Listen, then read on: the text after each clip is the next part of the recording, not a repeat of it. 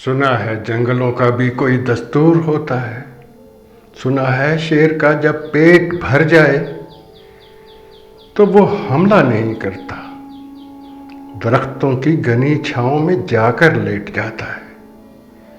हवा के तेज झोंके जब दरख्तों को हिलाते हैं तो मैना अपने अंडे छोड़कर कौवे के बच्चों को परों से थाम लेती है। सुना है घोंसले से कोई बच्चा गिर पड़े तो सारा जंगल जाग जाता है।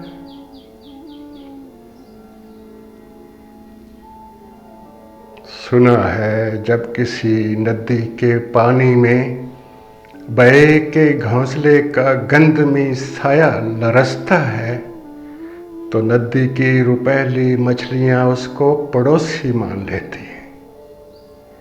कभी तूफान आ जाए, कोई पुल टूट जाए तो किसी लकड़ी के तख्ते पर गुलहरी, सांप, बकरी और चीता साथ होते हैं। सुना है जंगलों का भी कोई दस्तूर होता है।